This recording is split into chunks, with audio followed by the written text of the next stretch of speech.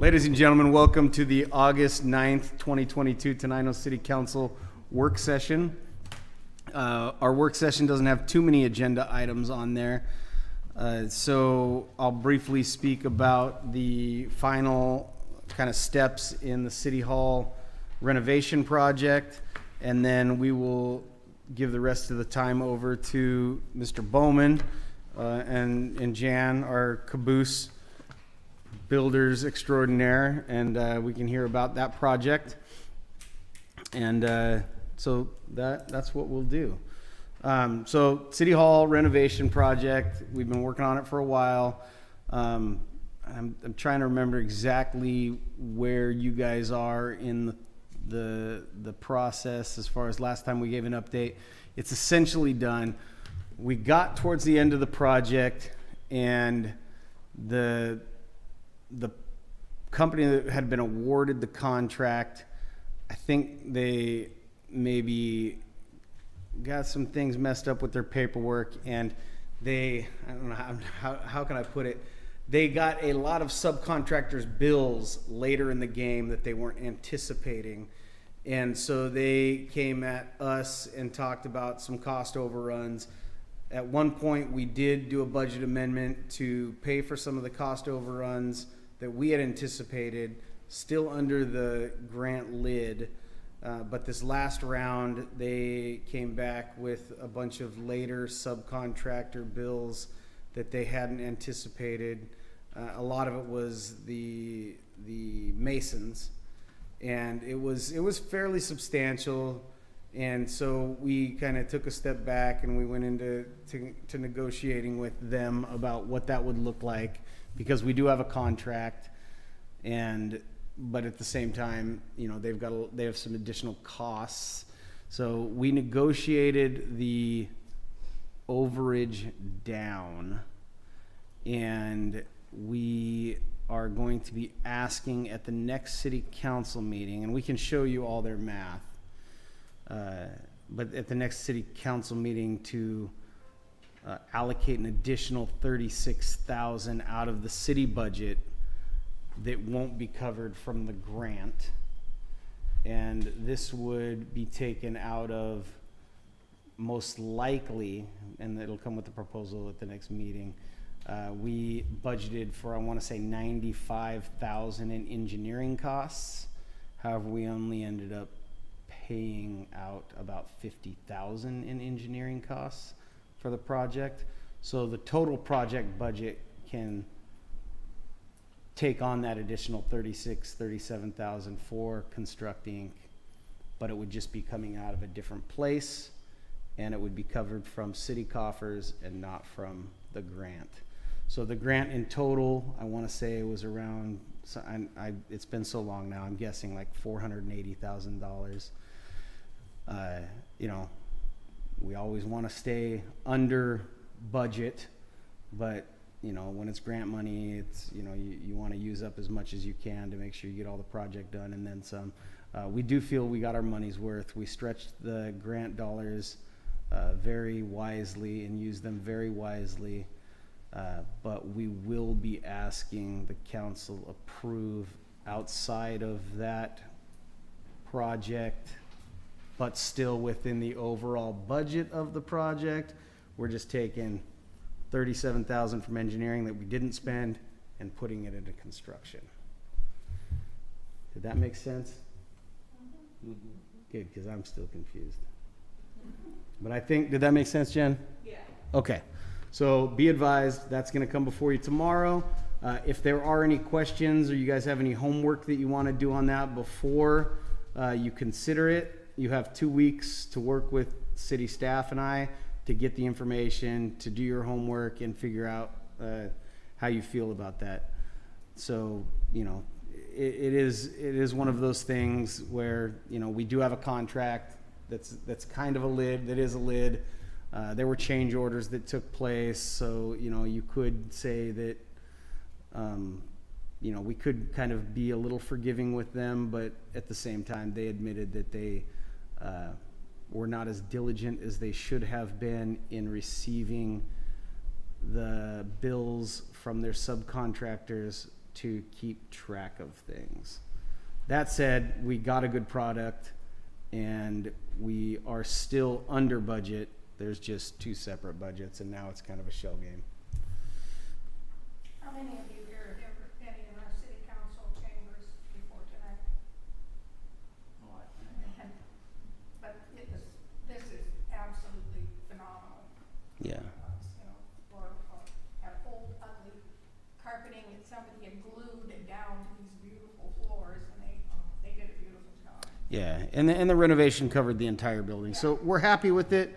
There are still some leftover things. We have a punch list for them, and we are saying to them, hey, we need to work together to finish these things. There's if you look out on the porch, there's a light that hasn't been replaced. There's some trim work that hasn't been painted. There's a couple little things throughout that we want to either have them fix or work with them to fix. I know a guy. Yeah, no kidding. Yeah. I was gonna say you should have come to us and probably could have done it for $50,000. Probably. Yeah. Well, you moved into Jane's spot where she got sunned out. So that's on our plate. That's on the agenda. We're working with them. The negotiations have been fine. Construct Inc. has been a good company to work with, and we're all really looking forward to finalizing this. When we do get the blessing from council and council says, yes, this project is done, then we can submit for final reimbursement from the state, and then that'll be nice to get that shot in the arm of cash. So, any questions? All right. Next on the agenda, we're going to move forward to our caboose constructors extraordinaires. And I'd just like to invite them up and give them an opportunity to talk about the project, what they've done. There's no way to really cover everything that they've done, but it's almost been miraculous what they've put together. So if you guys could, one or both, if you got a spokesman or whatever, step up to the lectern, turn it on, and then just introduce yourself, because I'm not sure that everybody at council has met you. But My name's Don Bowman. Is that on? Is the green light on? Yes. Okay, thank you, sir. Jan Wigley was the individual that came along about August of 2020. I had been into the project since February of 2020, and he came to me at the right time. I needed somebody to help do the structure frame. And he was the first one that came along that knew which end of a hammer to use, and he said he was a good welder. So that's what I needed. My daughter, Jane, got us into this in the first place. She was working at the school district at the time and said, hey, Dad, the mayor's looking for somebody to work on their new caboose. You want to go see about it? And so I came down, and the mayor and I went over there and looked at it, and we decided to do a restoration, complete restoration on it, and it turned out the way it did. The museum council, or the people from the South Thurston Historical Museum, they wanted to know how long it was gonna take. And of course, I've never built a caboose before. I've built a house before and a few other things, and I just grabbed the number. I said 2 years, and it took us exactly about 25 months to get that done. So I was pretty much spot on. I don't know about the budget, but we were just told to keep going, money's there, you're fine. So we're at a point now where the overall construction of the project is completed, and we're just filling in the details, the little things like lanterns, the lighting, and little odds and ends that might have been in the caboose back in those days. And we're trying to replicate its life between 1940s and 1960s. When they took it out of service in 1967, it still didn't have electric lights, but we thought putting in kerosene lamps was a little dangerous, so we converted them over to LEDs. And Jan was able to figure out that we could run the whole thing on a 12-volt battery using an inverter, which we did during the last weekend. We had the Oregon Trail Days. We actually had lights in there on that weekend. So Jan's been my brain child, for more or less. He's got a very, very high aptitude, mechanical aptitude, and I was really just overwhelmed to get an individual like this to help me out. It took us about maybe 2 weeks to get that thing framed after the lumber was all cut for us, with the help of Rob Gordon from Dakota, who had a mill and was also a logger, and he was the one that was sending us the lumber, and it was all old logs that had been dried out and laying around, and it all worked out just dandy. So it is what it is now, and we followed a set of blueprints from 1924. So the structure was basically built the way it was built initially, and I had help with a individual from the North Freedom, Wisconsin Rail Museum that I met online. He had a caboose that he restored that was built in 1924, whereas yours was built in 1923 originally. His was built in 1924 originally. He refurbished his. So he sent me the blueprints and photographs, and we did everything, a lot of everything from photographs and dimensions that he sent us. And Jan did all the metal work. He built all the handrails that are inside. The outside ones we got from a museum in southern Wisconsin. Colfax Rail Museum sent us the air tank, which was a reserve air tank for the brake system. It was made out of solid cast iron and weighed 350 pounds. And they threw in a bunch of handrails that we needed that came off of another caboose. And believe me, all that stuff was all built by the same company back in those days, and it was all interchanged across the field with all the different railroads that were out there. The Great Northern, which this one is, they built their own freight cars, their own cabooses. They even built their own locomotives for a while, and so a lot of the railroads did their own thing, and it paid out real well to get in touch with those museums, because they were a great help. They were a great help. We didn't really have any snags at all. I think the toughest parts were working in the winter, and we picked only the nice days, which were very, very many. But I want to say that both of us have fairly good-sized shops. And when we weren't out here on the street working on the caboose, I was building windows back in February of 2020 while I was still dismantling the old car. And I had all the windows built by the time I was looking at all the slides I put together the other night, and I think I had all the windows done by May. And all they needed was just painting and installing and things like that. The doors, when we got to the point of the doors, I had to build the doors, and I had to choose 3 different versions of what Great Northern used for doors. They had inexpensive doors, they had expensive doors. I chose the expensive ones because they seemed to be the strongest ones of the lot.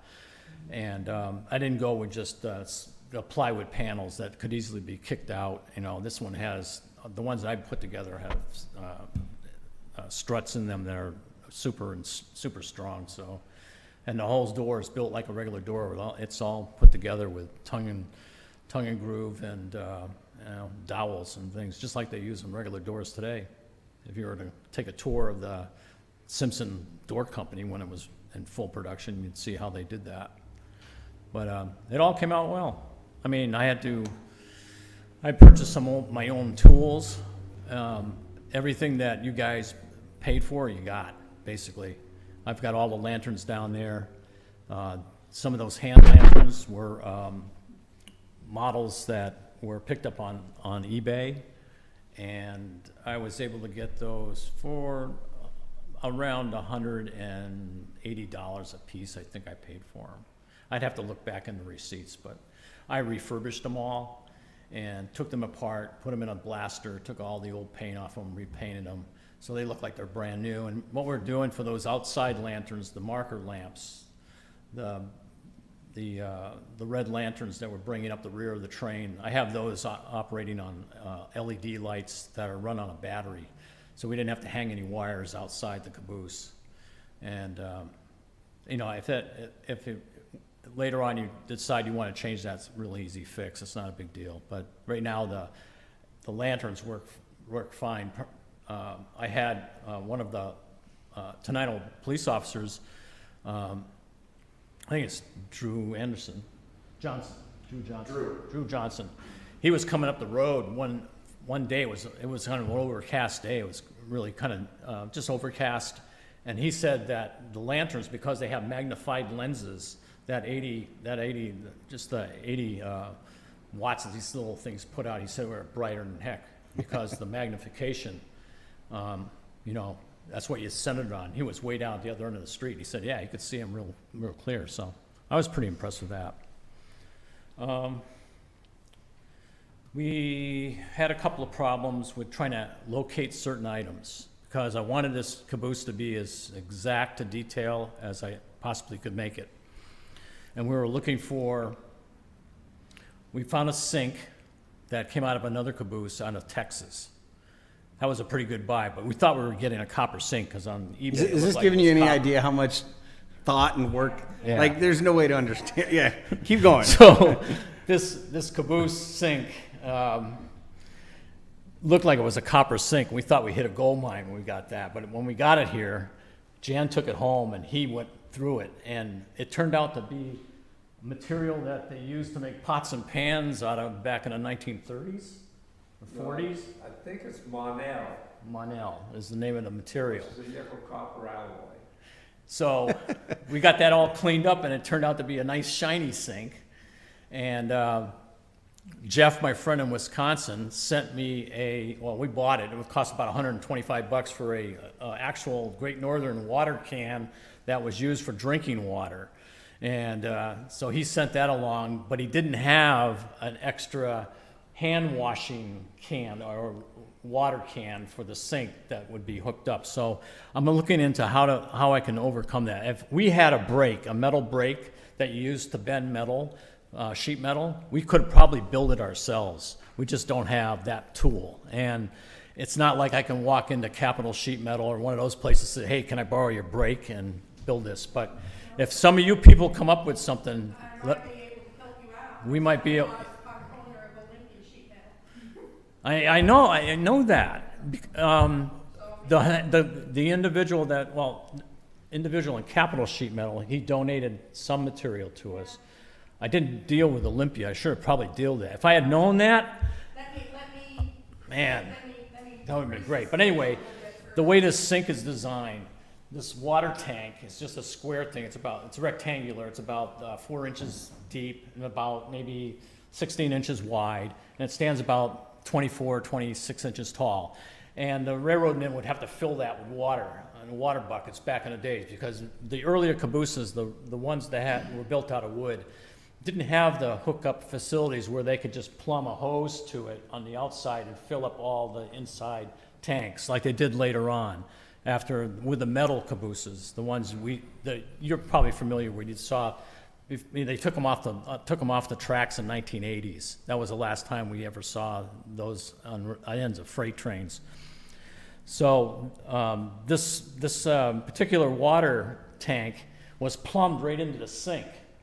So you'll notice when you go in there and you look at the sink, it has 2 little levers. One is for the drain, and it's got a little porcelain thing on it that says drain, and then the other one says cold. There was no hot water. Hot water was sitting there on the stove. You had to get it off the stove to put it in your sink. But when you turn that on, the water must have came out with such a force that would get you all wet, that they put an article in front of the nozzle that looked like a spoon. It looked like the end of a spoon. And I had to check other sinks to see if that was from, what they did to all of them. And that's the way they did all the sinks. And they left little openings on the ends so the water went around the inside of the sink instead of blasting all over you. So you could fill your sink up, wash your hands, and then get a nice cold drink of water out of the other container, which had a center section in the container that you filled with ice before you left the freight yard. And then you poured the regular drink of water on the outside of that tank. So that water stayed pretty icy cold for the whole trip. But like a glass in this kind of heat, you know how it condensates? You can just imagine what that looked like with that whole tank condensating.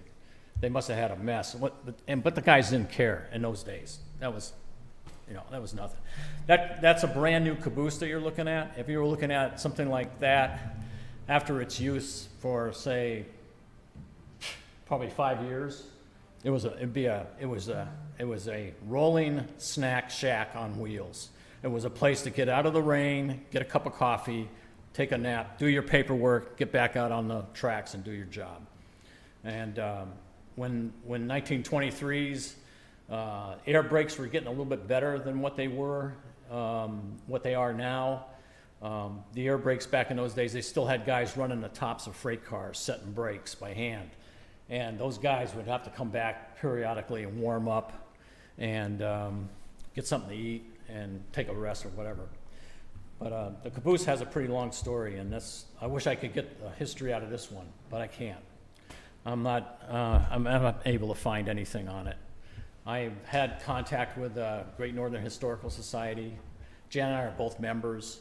We haven't heard a peep out of those guys. And we don't know what the deal is, whether there's some kind of caveat with this caboose in particular. I do know that the head of the maintenance department, Todd? Troy? Troy. He's got an article that I saw, a newspaper article from Seattle Times, that shows Governor Dan Evans cutting the ribbon for that caboose. Really? When the guy bought it and fixed it up for his kids. Had it in his backyard. Apparently he's real buddies with him. I want to get that and put it in a frame and put it inside the caboose, and I just haven't been able to, you know, get in touch with Troy. Don could, I mean, he could go on about details of this caboose for hours, and it's amazing, and every minute of it fascinates me. We made the, yeah. And you're talking about making a book now, right? Yeah, my son wants to do a book. I wanted to put a slideshow together on a fairly good-sized monitor. I've already filled one 4-gigabyte thumb drive with about 50 pictures, and I've got another couple of hundred to go. As we were going along with the construction, we were taking photographs. So most of the pictures of Jan. How many hours, if you could estimate, went into this project? In an article on Trains Magazine has a monthly or bi-weekly article on news. And Robert Scott, who's the fire chief over here in Little Rock. Yeah, West Thurston. He's really into trains, and he writes a lot of articles for Trains magazines, and he does a lot of local stuff. And he did one on our caboose construction, and he said at the point it was around August or September of 2020, he said we'd already put in 10,000 hours. Yeah. And that, you wouldn't believe all the comments that came out of that. You know, some guys was saying, "Oh my God, that's, you know, the guys are working, you know, 24 hours a day. Yeah. You know, how can they do that?" Because it's borderline insanity, but it's a passion project. But yeah, it is. Because I always wanted a caboose, but I can't afford to move the darn things. They cost around 20 grand just to move it. Oh, we know that part. My wife wouldn't. My wife wouldn't let me have one anyway. So, you got one now. Well, it's the communities. That's the way I look at it. Well, and I really you're a majority shareholder. You guys should be very proud of your community. You have a very good community. Your kids are awesome the way they've been brought up. I did tell them a little fib when I had the floor all done before we started framing the walls. They asked one day, about 5 or 6 of them came by, wanted to know what I was doing. I said, "Well, this is a concert stage. We're going to have rock concerts here, and you guys can sit up there on the hill on the bank there." And they go, "Wow!" They thought that was so cool. So 10,000 hours is probably a conservative estimate, and that was like months ago. When you consider all the work we did off of the site at home, oh man, you wouldn't believe it. I mean, we had to. Let me tell you what's involved. Let me tell you what's involved in just making the fascia boards. These are the fascia boards that went above the headers on the ends of the train. They're kind of curved and meet the design with the roof. Now, I could have probably taken a 10-inch board by 3.5 inches thick by 10 feet long and probably cut that curve out on a bandsaw, but you don't really understand how hard that is to one person to maintain a big, heavy board like that by themselves while you're feeding it through a saw, that you're trying to keep still so it doesn't move around the shop and you're not chasing it. So what I did was I cut 1/4-inch strips, and I did it in laminates. And I put maybe, I'm thinking maybe 26 laminates to that, and glued them in together. And I used the template, the old header, I used that as a template to glue those pieces down to. And so I made it out of a laminated piece, and then with weather-resistant glue and screws, we held the whole thing together. And it came out just perfect, especially after I put it through a planer and cleaned it all up. But that was time consuming. That took a long time. Now's your time, jump in now. Now's the time, Jan. Yeah. We have about 5 minutes, so. Let's see. You don't have. We really never came across anything that was real difficult. We always figured out, actually he figured it out, how we were going to do it. And everything worked. For instance, when we received that 350-pound air tank, we're thinking, how the heck are we going to hold this thing up into the framework underneath the caboose while we had it bolted in place?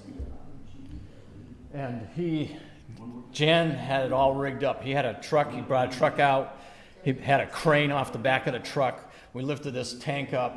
We moved it up underneath the caboose, and right there on the site, we were cutting the metal with a torch, and we put everything in and bolted it all up, and voila, it's done. Oh, every piece of it has an amazing story. You know, from just you go inside, and if you haven't seen it yet, you need to experience it with Don and Jan, because you know you'll get a story about every screw and every nail in the wall because they made those too. You know? Oh yeah, the coat hooks. Well, it should be a book. Yes. The coat hooks are made out of the date nails they used to put in the ties.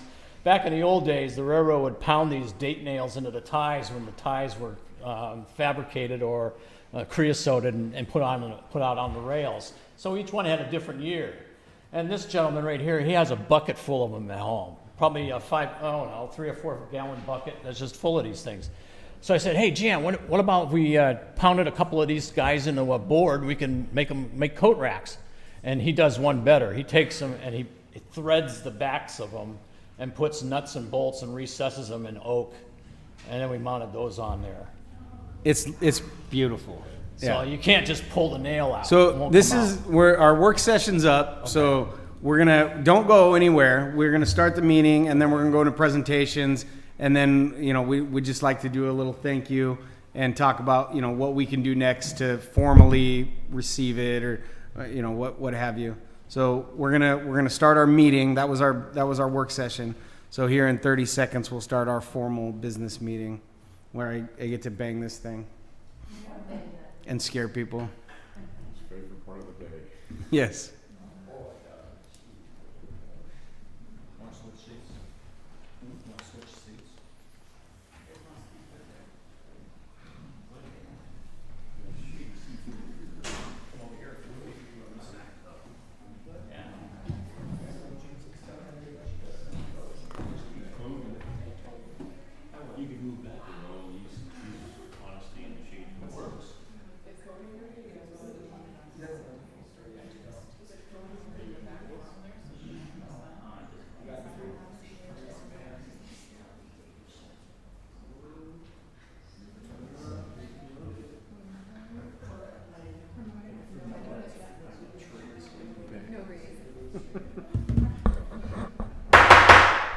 See, I told you.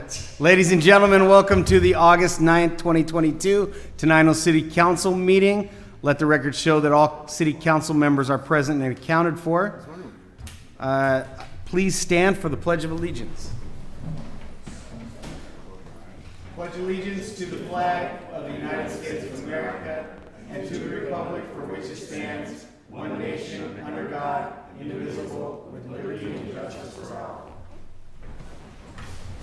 That might be the first time we've ever done it all in harmony. The rhythm was great. I think that was good. We go on the road. Now we have an agenda before us needing approval. Second. It's been moved and seconded to approve the agenda as presented. Are there any discussion points? Hearing none, all those in favor? Aye. Those opposed? Motion passes. Brings us to 7/26/2022, Tenino City Council meeting minutes. Second. It's been moved and seconded to approve the minutes as presented. Is there any discussion? Hearing none, all those in favor? Aye. Those opposed? Motion passes. Thank you. That brings us to the consent calendar consisting of July 27th, 2022 through August 9th, 2022.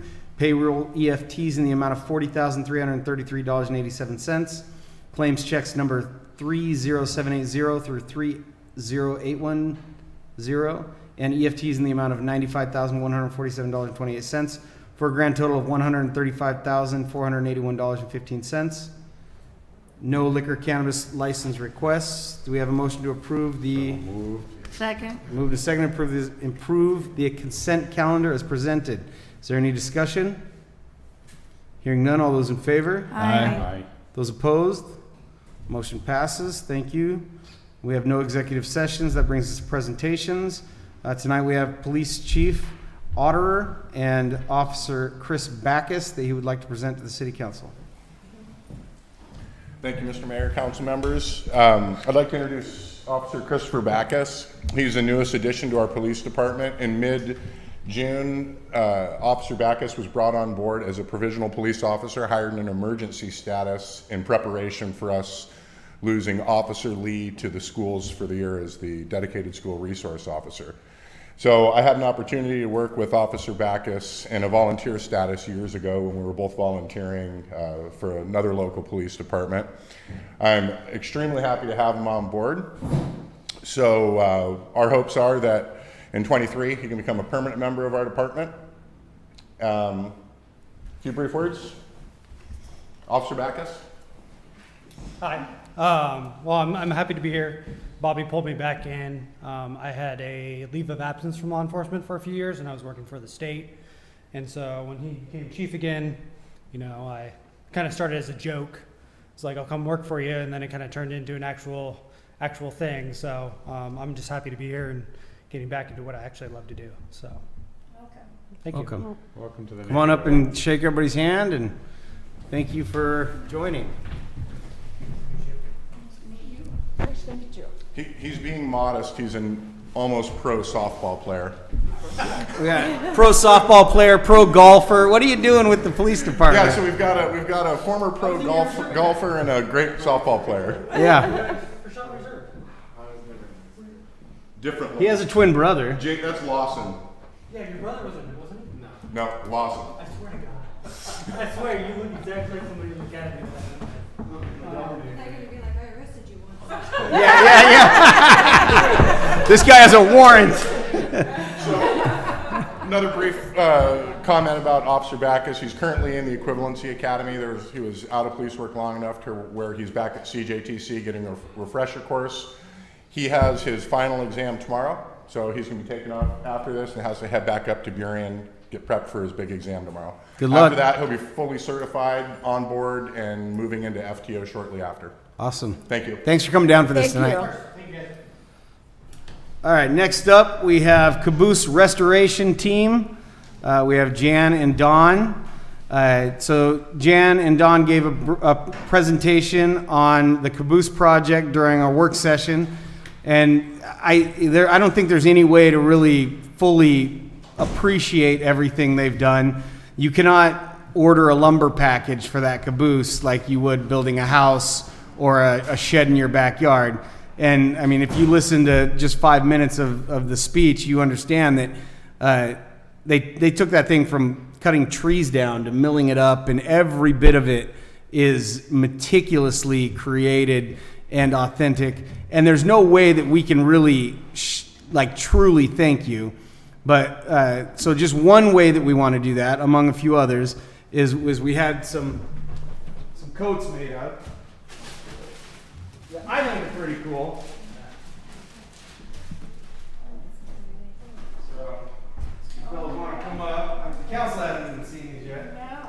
We've got, these are embroidered on the back, Pacific Railroad logo, right? Did I say that right? Great Northern Railroad logo. Yep. And then on the front, we got your names embroidered with Tenino Caboose X549. We'll be famous. Says Yeah. Jane. That's Jan. Yep. And you. Thank you. And, You gotta put them on. yeah. Oh, these are nice. Yeah, they're pretty nice colors. I'm pretty stoked. Good, you are I guess. artists too, aren't they? Yeah, Yeah. they are artists. Yeah, you gotta wear them all summer. They look pretty good. Yeah, well, maybe it'll snow next week. There you go.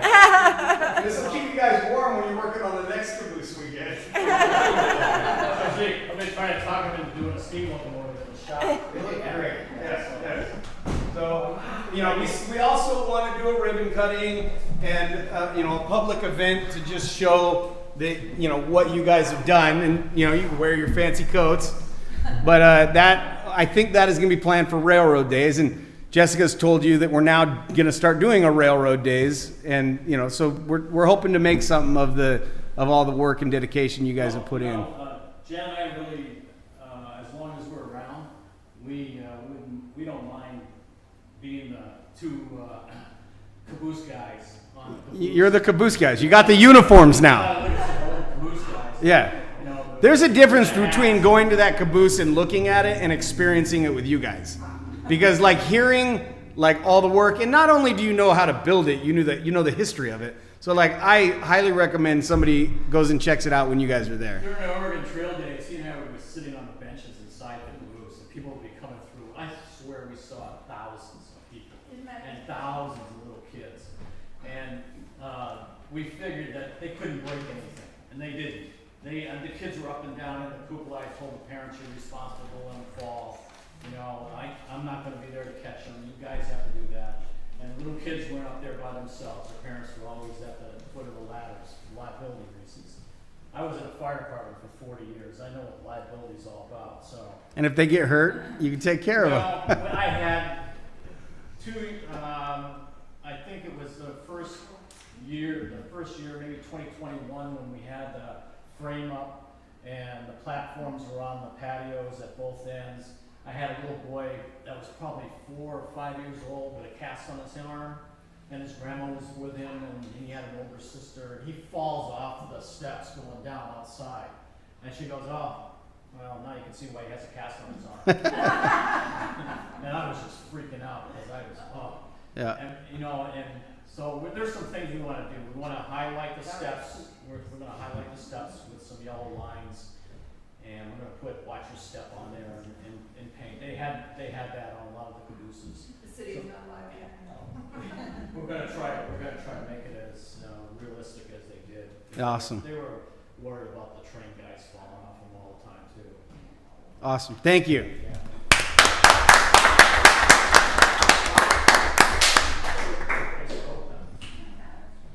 All right, next order of business, public comments. If there's anyone in the public that would like to provide comment, please step forward and do so at this time. You'll be given 3 minutes. State your name and address. If there's anyone in the audience that would like to provide any public comment, now is your time. Going once, going twice. We have no public hearings. That brings us to proclamations. We have a proclamation for First Responders Appreciation Day proclamation. Don, I just want to mention, Don was a first responder before this. As he mentioned, he was a medic. I've worked with a lot of medics, but Don was definitely one of the best. Like 60 years, 70 years as a medic? It was a long time. So would you like to read this? Okay. First Responders Appreciation Day. This is a proclamation. This was brought forward by Councilmember John O'Callahan. The City of Tenino recognizes the extraordinary services of sacrifices of men and women that make up the first responders of the great city of Tenino, fire and police departments who keep our city safe and respond in times of crisis. And whereas the health and safety of all Tenino residents is important to happiness, prosperity, and the well-being of our families and the city of Tenino, the greater Tenino area. Whereas our first responders, both police and firefighters, stand as leaders and teachers educating the citizens of Tenino about the importance of public safety. And whereas it is important for the residents of Tenino and surrounding areas to recognize and understand the duties and responsibilities, the dangers faced, and the sacrifices made by our firefighters and police as they live up to the motto, protect and serve. And whereas citizens' acts of kindness and appreciation for all the Tenino first responders provide our everyday heroes a source of encouragement and support as they comfort uncertain and potentially dangerous situations each and every day. Now, therefore, we, the City Council of the great city of Tenino, do proclaim the second Saturday of September from this day forth be known as First Responders Appreciation Day, and we encourage the citizens of Tenino today and every day to honor all first responders of the great Tenino area that put their lives on the line to protect the lives of others. Signed in the city of Tenino, Washington, this 9th day of August 2022. I'd like to ask for the council to make a motion to adopt this proclamation for First Responders Appreciation Day. So moved. Been Second. moved and seconded. Is there any discussion? Councilmember O'Callahan, any remarks? We're going through a tough time in our history right now, except for here in Tenino. We do appreciate our firefighters and our police. We have a very good relationship with them. I'm going to give you one, when I was writing this up, something that it made me think way back. Some of you guys know I'm from the New York, New Jersey area. And the first time my parents let me go off outside of the city limits by myself and a friend, we went to what is now Atlantic City. It wasn't Atlantic City like it is now. It was about 3, 4 o'clock in the summer morning. My friend and I ran into an officer that was on beat patrol. We sat with him and talked with him and played craps with him for about an hour and a half. And I've had a respect for police ever since then. This is something that's near to me, and I hope everybody else. Thank you. Thank you, John. Any other remarks?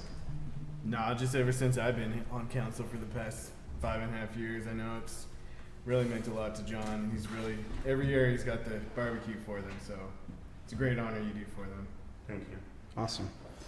Hearing no further remarks, all those in favor? Aye. Those opposed? Aye. Motion passes. Thank you, John.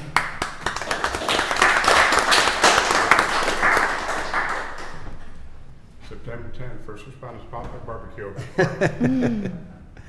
Resolution, next up, Resolution 2022-05. This is a resolution of the City Council of Tenino, Washington, which acknowledges and accepts the 2022 Supplemental State Capital Budget Fund appropriation. We're asking the council review this and make a motion to approve Resolution 2022-05. So moved. Second. It's been moved and seconded. This will allow us to receive the funds, the reimbursement funds. We've already started paying for the playground project. This will allow us to take the next step, start receiving the reimbursements. Hearing no discussion, all those in favor? Aye. Those opposed? Motion passes. Thank you.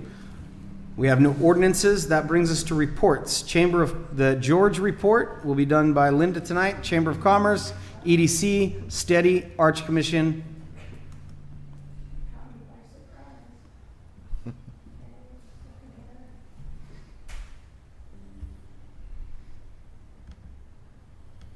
Chamber of Commerce, next meeting is, the lunch forum is Wednesday, August 17th at noon at the Sandstone Cafe. County Commissioner Mejia and Thurston County Economic Development Manager Jenica Machado are the featured speakers. The next steady meeting is August 19th at 8 o'clock in the morning in the Rainier Senior Center. Don't know who the speaker is going to be. The Arch Commission will be working with Jessica and the commission to schedule a meeting for September. That's George's report. Thank you. VCB, I believe it was the VCB that held the meeting last night here at Tenino City Hall to talk about the Bountiful Byway. I've heard positive feedback from it, but have yet to receive a report. Tenino Fire District 12. Tomorrow. They meet tomorrow. They've been busy though. A little bit. Yeah, please be careful out there, it's dry. Library, I do not see Linda the librarian. Museum, Jessica's not with us tonight. Tenino Community Service Center, no Jody. Civil Service Commission, is there any report from the Civil Service Commission? The Civil Service Commission's been meeting regularly, and the city has a current list of eligible police officers to be hired that we can choose from. It's not expired yet. Thank you, sir. Facade Improvement Grant Review Committee. I have been in touch with Heather at Whitewood Cider, the building across the street, and she's waiting for 2 more quotes to come in, and then they'll be starting the painting on the building. Nice. Knock on wood. Yeah, I know. Anyway, That's excellent. that's my That's good report. news. Finance Committee, I do not believe they have met. Planning Commission was scheduled to meet tomorrow. Dan is out of town on vacation, so they're bumping it to September. Public Safety Committee, Chief of Police. A need for an increase in code enforcement in the city has been identified. So the Public Works Director and I have been working on a plan to move code enforcement over to the police department. So code enforcement has greater access to information and can work closer with the police department and the on-duty officers to start impacting some of our code enforcement issues here. We hope to have that plan hatched to the mayor for approval and done within the next 30 days. And that's all I've got. Oh. I want to say thank you so much for having the, Sorry. it is on. Is it? Okay, she said she. The state patrol to come and inspect the semis that come through all the time. The number has dropped dramatically. In fact, it's gotten to the point where I'm surprised when I see one come through town. It's great. We love it. Yeah, we took it on the chin from a few people, but enforcement comes at a cost, and our goal was education and not ticketing. And there wasn't a whole lot of tickets written, but there was a heck of a lot of education and enforcement done. And it worked, because now they're going other ways, or they're in compliance before they come through, and that's good. That was our goal. Thank you. All right, thank you, sir. Director of Public Works is on vacation. He's back Monday, but they have been very busy dealing a lot with, various different things. Of course, the summer festivals and stuff keep them busy, but now we're in full swing out at the wastewater treatment plant. I don't know if you've been following the updates on Facebook, but we did get the belt press in. If you remember, it's a very large sludge dewatering device. So we have the lagoon. The lagoon is where all the solids that can't be treated with our treatment plant go and sit and wait for the next step. For the last 13 years, we haven't had a next step. So we've had solids just building up in the lagoon. We've had capacity for that, but for us to really have a fully functioning system, we've got to bring in a new step to what happens to the sludge. Right now, that's hauling it off. Eventually, we want to be able to treat it all on site and make it into compost. So we have this dewatering device that brings the sludge out. Essentially, it adds a polymer to it and then squeezes out of it.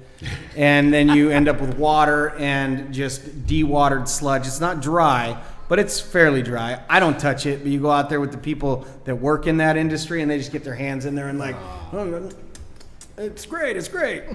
But it's going well. You know, we've encountered some issues that we've been working through. When it's stratified, so if any solution sits for a long period of time, you know, it kind of stratifies out. That the sludge has layered out. So for us to dial in the right amount and type of polymer to be adding to the sludge to get the proper dewatering efficacy, we can't do that when it's stratified. So we've got this giant PTO-driven egg beater that goes down into the sludge and is just turning up and it's also shooting it across the lagoon. It's pretty cool. and man, it just has completely churned up that lagoon. Your Facebook. It's funny. Facebook, but it doesn't do it justice. You should be on there talking. Oh yeah, I should do a live feed. But this thing has completely churned this stuff up, and so now you've got a solution that is, we are experiencing some increased odor with the temperature and the moving of the fluids in the lagoon. We're not going to be playing with the egg beater the entire 5 to 7 weeks. That's what's causing a little bit of odor issues. So we expect the odor to kind of die down, and then we'll go through this process as we treat everyone in the community's waste. I don't know if Jen liked it, but I liked my comment on Facebook where I said that it was from 13 years of Don Juan's Tacos. And I thought that was kind of funny. But I know, but it was funny. It was funny. So that's going on. It's fascinating to me. If anyone would like to come out and see it firsthand, let us know. I can go out there with you. Troy could take you out there. It's important that you understand these processes, I feel, because it's expensive. It costs a lot of money. So we're spending money, but we're also making money at various points through the septage receiving. So there's a lot of moving parts in the system, but it's fascinating, and it's going well. Today we had a team from Department of Ecology out there. They were kind of watching over it, and they're making sure that we're doing things, and they're interested in what we're doing because we are a little more aggressive in our goals and our vision. And I do go on King 5 and I talk about it. So they're interested in what we're doing, and it's going well. Any questions about poop? No? Kids? Yeah, no, come on, boys. Now's your time. All right. City planner, no report. Code enforcement, not with us tonight. Park specialist, city attorney, clerk treasurer. Careful. I jumped. Fine. Hi. Hi. Is it on? Ronna said she can't hear you at home. Ronna can hear me just fine because I'm talking at my microphone. Update. We're just working on budget preparation, annual reporting, and getting all of our grant reimbursements. It's been keeping me real busy. And I don't know if you talked about for Troy's little report, but we're doing a pre-con meeting next week on the Ritter Street project. So that's super exciting. Hopefully we'll have a date to tell everybody when that's starting at the next meeting. Fingers crossed. Ritter Street. The Ritter Street project. Conference. Yeah, we have a pre-construction, so that should give us some dates. We've awarded a bidder, then we meet with the bidder, or we meet with the contractor, and then we kind of set out dates, we set out expectations, and Yeah. So that's exciting. And then Quarry House work will Quarry House is resume first week resuming. of September. Yep. Maybe sooner, but for sure September. Excellent. Yeah. And they have till November, so it ought to go a little fast. Awesome. Yeah. Okay. Thank you. Mayor's report, I think you've kind of heard bits and pieces of it throughout the other reports. Be that. They're still on summer break. Okay. Solid Waste Advisory Board. Thank you, ma'am. TCOM, no report. Tenino School Board. The school offices open starting the 24th and 25th. And also, Crystal Hedden's been posting the class supply list. They're not all up there yet, but she's going to hopefully have them all up there soon. So moms, check the website for that. And then dads. also, and dads, sorry.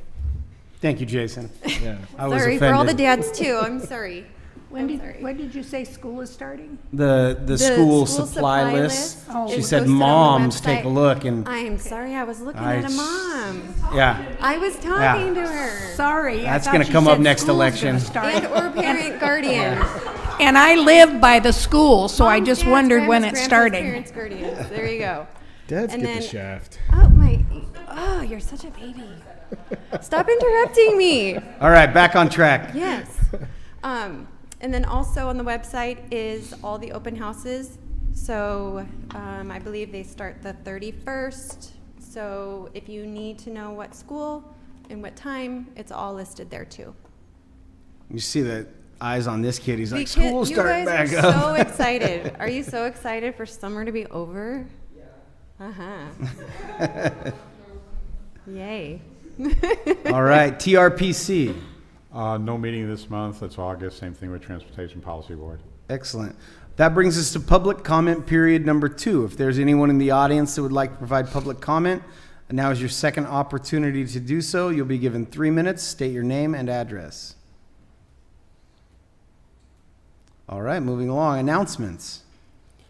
Okay. Anybody else? No? Okay. This is the 10th year that we've been doing this. It's the First Responders Potluck Barbecue. It's Saturday, September 10th from noon to about 3 o'clock. We've got live music. Keith Phillips is actually going to open up the event with a version of Danny Boy on the pipes. So that I asked him if he would do that, and he said yes. I look forward to that part. The museum will be open on that day, so that we'll be able to have people go through the museum as well. We have, like I said, we have live music, the hot dogs, hamburgers, everything's free. We don't ask anybody to pay for anything. Nobody brings me any money because that's not the way I ever wanted this to be done. But if you do come and you want to bring a little side dish, that would be great. You don't have to, but please do come and show our first responders, especially the ones here in Thurston County and Tenino, that we do appreciate them. If you look at the news, these guys are getting beat up all over the place, and we need to show them that we support them here. It's again September 10th from noon to 3 over at the city park. Live music. We have pony rides, free pony rides for children of all ages. That means you too, Chief. And those are free. So hope to see you guys there. It's 1 month from tomorrow. Awesome. Thank you. It's almost like, Chief, it's almost like our version of National Night Out, and John started it around September 11th. So it's pretty cool. Any other announcements? Hearing none, meeting adjourned. You see that? Yeah, we should copy.